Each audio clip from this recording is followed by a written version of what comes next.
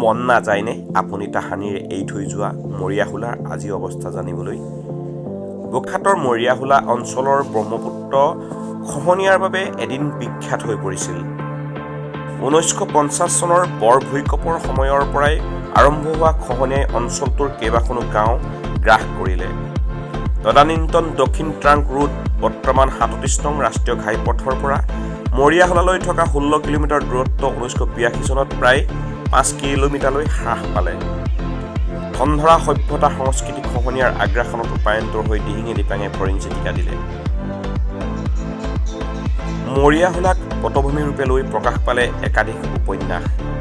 বান খহনীয়াক মূল বিষয়ৰূপে লৈ বিশ্বৰ প্ৰথম কবিতা সংকলন অসমৰ স্বনামধন্য কবিসকলৰ কবিতাৰে বিশিষ্ট কবি পুতুল হাজৰিকাৰ সম্পাদনাত প্ৰকাশ পাইছিল মৰিয়াহোলাৰ দিন।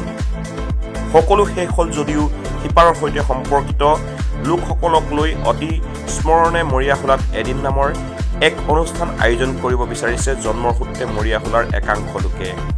এই অনুষ্ঠানত মৰিয়াহোলাত জন্মগ্ৰহণ কৰা বৰ্তমানো জীৱিত বয়োজ্যেষ্ঠসকল, ইয়াৰ পৰা আঁতৰি গৈ ৰাজ্যৰ বিভিন্ন ঠাইত বসতি কৰা, মৰিয়াহোলাত পূৰ্বপুৰুষ থকা নৱপ্ৰজন্মৰ লোকসকলক সমবেত কৰাৰ প্ৰয়াস কৰিছে।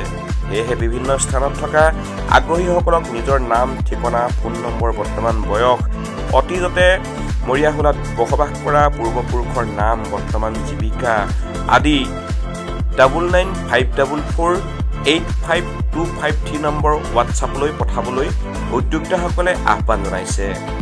তাৰোপৰি সবিশেষ জানিবৰ বাবে 9435154087 বাবুলাল মোৰ 7002569065 তিলক শৰ্মা আৰু 8638305625 বুবুল দত্তৰ সৈতে যোগাযোগ কৰিব পাৰিব।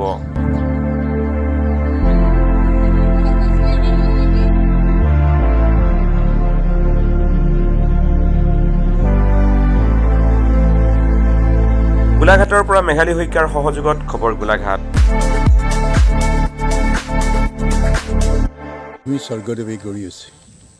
এই জননী জন্মভূমি প্ৰায় প্ৰাকৃতিক দুৰ্যোগত, বিশেষকৈ গৰাখহনীয়া বানপানীত বহুত মানুহ, বহুত পৰিয়াল য'ত ত'ত গুচি গ'ল। অসমৰ বিভিন্ন ঠাইত আছে, লখিমপুৰৰ পৰা আৰম্ভ কৰি একেবাৰে জোনাইৰ পৰা আৰম্ভ কৰি দৰঙৰ বিভিন্ন জিলাত, গোলাঘাটৰ বিভিন্ন ঠাইত, নগাঁৱৰ দুই এক ঠাইত, এনেকৈ বিভিন্ন ঠাইত আছে। মই আহ্বান কৰিছোঁ তেখেতসকল, আমি যিসকল আহ্বায়কে, আমাৰ উদীয়মান দুজনমান এই মৰিয়াহোলাৰে আহ্বায়কে আহ্বান কৰিছে যে পুনৰ লগ ভাগ পোৱাৰ এই পৰিয়ালসমূহৰ প্ৰতিনিধিক।